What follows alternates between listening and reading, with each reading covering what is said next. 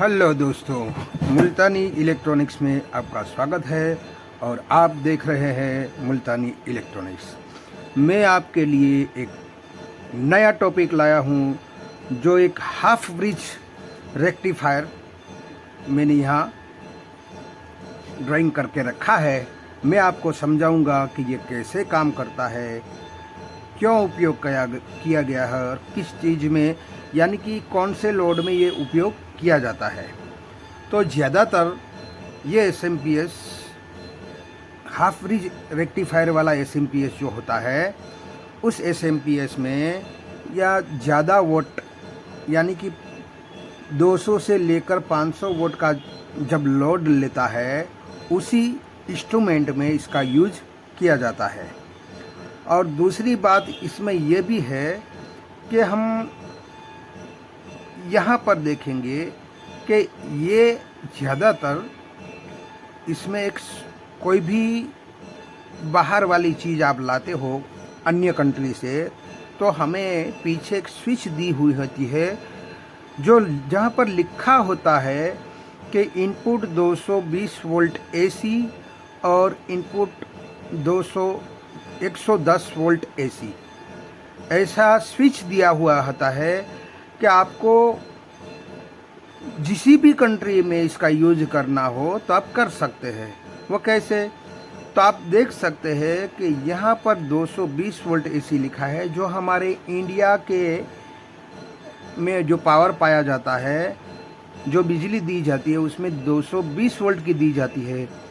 और अन्य देशों में या अन्य कंट्री में यही वोल्ट 110 वोल्ट एसी दिया जाता है।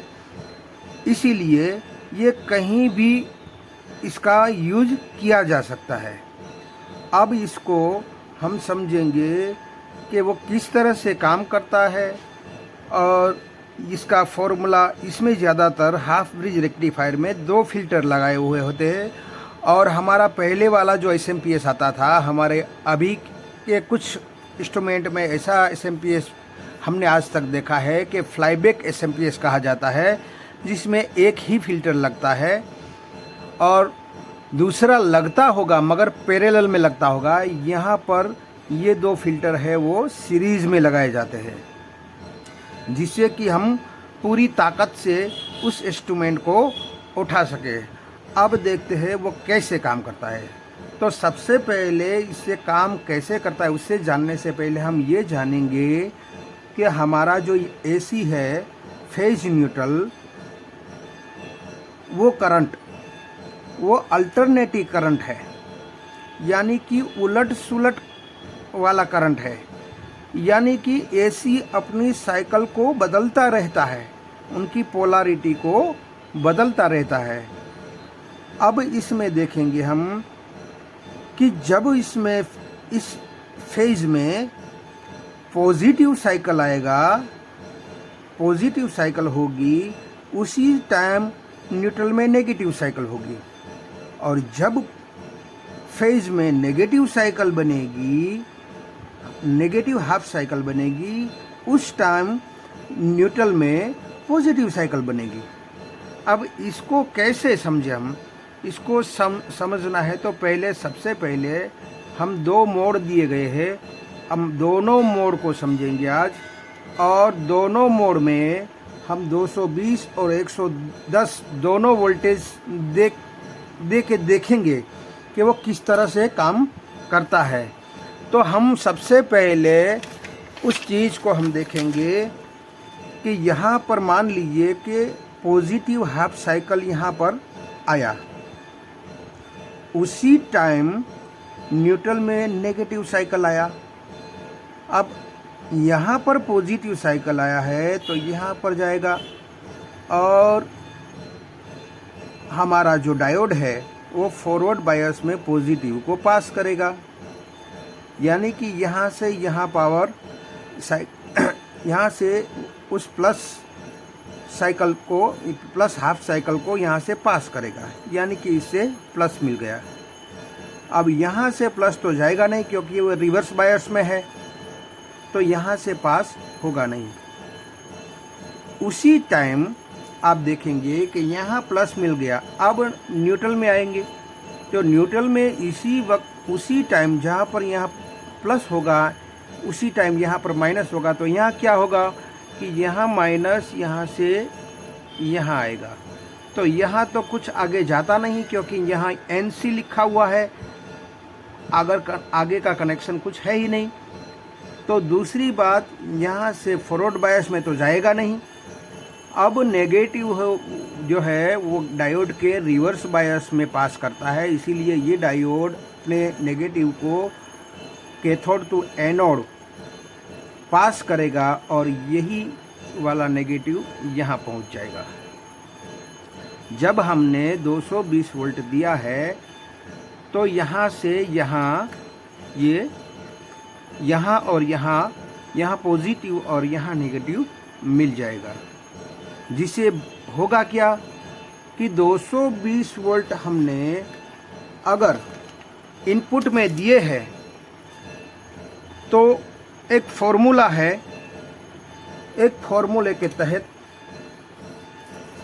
यहाँ मैंने दिखाया है फॉर्मूला। देखिए कि यहाँ फॉर्मूला दिखाया है कि 1.414 यानी कि जो भी आप 220 वोल्ट अगर इसमें दोगे, अगर इसमें 220 वोल्ट AC दिया है तो उससे गुना कर दीजिए 1.414, तो इसका जवाब आएगा 311 वोल्ट DC।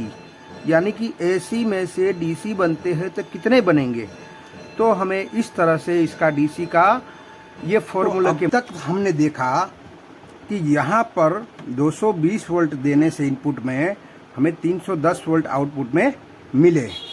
और अब इसी स्विच को हम यहीं पर रहने देते हैं 220 पर ही, और 110 वोल्ट देने से क्या होता है।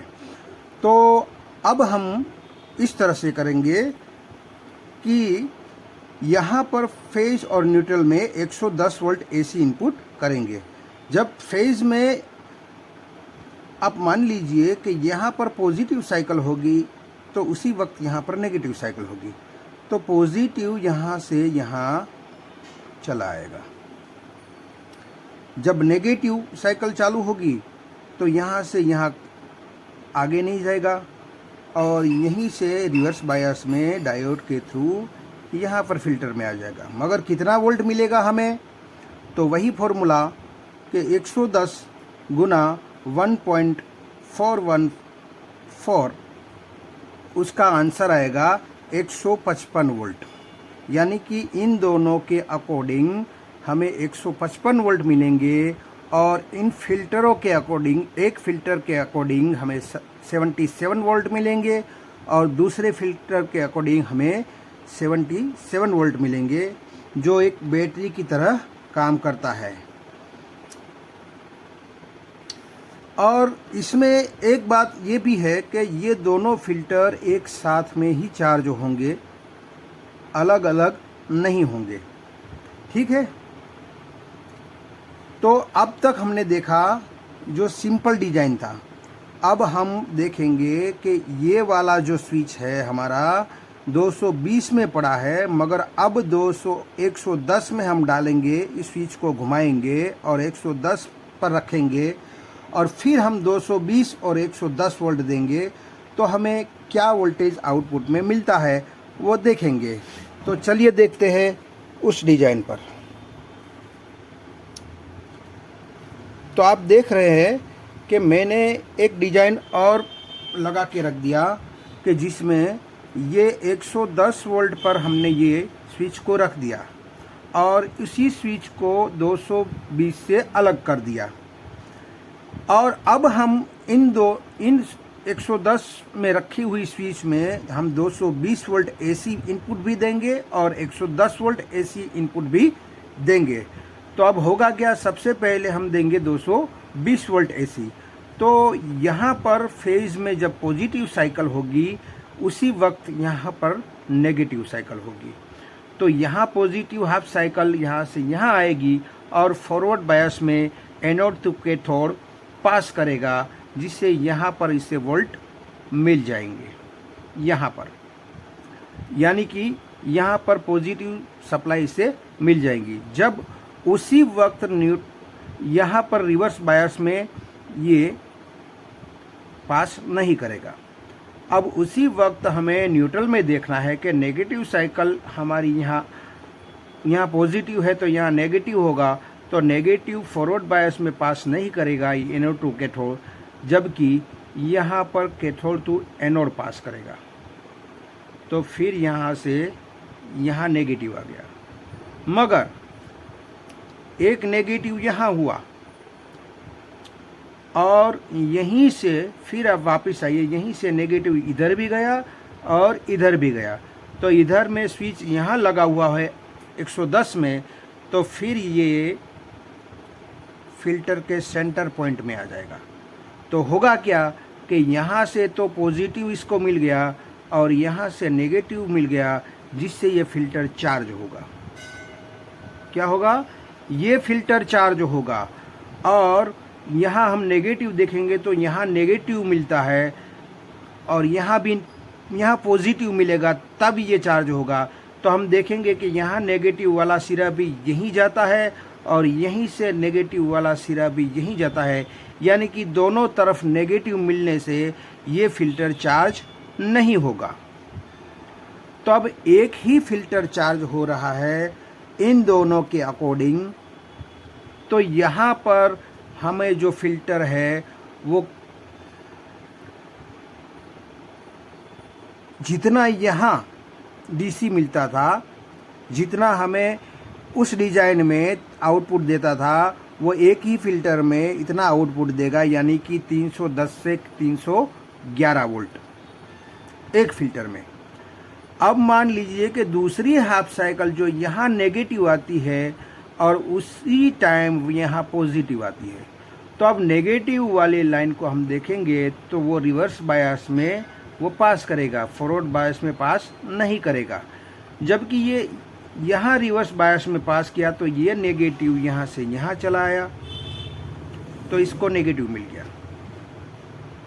फिर हम देखेंगे कि न्यूट्रल में जब इसका पॉजिटिव है तो पॉजिटिव फॉरवर्ड बायस में यहाँ पास करेगा और इसको फिल्टर को मिल जाएगा, और उसी समय यही पॉजिटिव है दोनों फिल्टर के बीच वाले हिस्से में स्विच से होते हुए आ जाएगा। तो होगा क्या कि यहाँ से इसको नेगेटिव मिला, यहाँ से उसको पॉजिटिव मिला, तो ये फिल्टर चार्ज होगा। अब ये फिल्टर चार्ज हो रहा है, तब आप देखेंगे कि यहाँ तो पॉजिटिव मिला है, मगर दूसरे सिरे ये पॉजिटिव वाला सिरा है, दूसरे सिरे से भी ये पॉजिटिव मिल रहा है, इसीलिए ये चार्ज नहीं होगा। जिससे होगा क्या, दोनों फिल्टर अलग अलग से चार्ज होने की वजह से दोनों में 310 उसके अकॉर्डिंग मिलेंगे हमें। तो इन दोनों को मिलाकर हमें जो दोनों के अकॉर्डिंग हमें 620 यानी कि दोगुने मिलेंगे।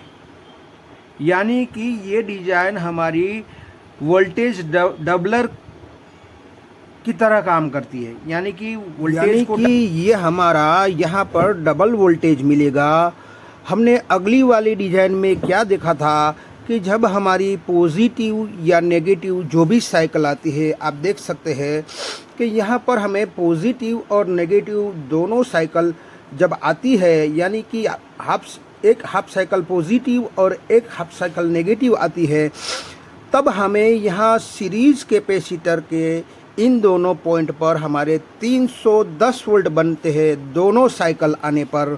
जबकि यहाँ पर हम देख सकते हैं कि यहाँ पर एक साइकिल जब आती है तो ये फिल्टर चार्ज होता है और उसमें भी हमें 310 बनते हैं, और जब दूसरी साइकिल जो हमारी नेगेटिव आती है तो उसमें भी ये वाला फिल्टर चार्ज होता है, जिससे इसमें भी एक 310 वोल्ट उत्पन्न होते हैं, जिसकी वजह से हमें यहाँ डबल वोल्टेज मिलते हैं, 620 वोल्टेज मिलते हैं हमारे यहाँ पर 220 वोल्ट देने से, और इस स्विच को 110 वोल्ट करने पर। यानी कि सेंटर पॉइंट को एक अलग से नेगेटिव व पॉजिटिव मिल जाने की वजह से ये दोनों फिल्टर अलग अलग चार्ज हो गए। आधी साइकिल पर ये चार्ज होगा और दूसरी आधी साइकिल पर ये चार्ज होगा, जिस वजह से दोनों में पूरे वोल्टेज इंड्यूस होंगे, यानी कि आएंगे 310 इसमें आएंगे इसके अक्रॉस और 310 इसके अक्रॉस में आएंगे, और कुल मिलाकर इस पॉइंट पर हमें 620 वोल्ट मिलेंगे। अब बात कर लेते हैं कि जब हम यहाँ इनपुट में 220 वोल्ट देने से हमें यहाँ पर 620 वोल्ट मिलते हैं, जो एक डबलर की तरह डबल वोल्टेज करके देता है। अब इसी डिजाइन में हम इनपुट में 110 वोल्ट देंगे तो क्या होगा? तो जैसे मैंने बताया कि यहाँ पर 110 वोल्ट देने से हमें इस दोनों फिल्टर के अक्रॉस में यहाँ इस पॉइंट के अक्रॉस में हमें यहाँ पर आउटपुट 310 देगा, और इन दोनों फिल्टर के अक्रॉस में हमें इससे आधे यानी कि 155 देगा। तो हम देख सकते हैं कि यहाँ पर हमें अगर किसी भी इंस्ट्रूमेंट में अगर हमें डबल वोल्टेज चाहिए तो इस डिज़ाइन का भी उपयोग कर सकते हैं, और हम ऐसी कम वोल्टेज दे फिर भी हमारे वोल्टेज पूरे बन सके तो भी ये डिज़ाइन को यूज़ में ले सकते हैं।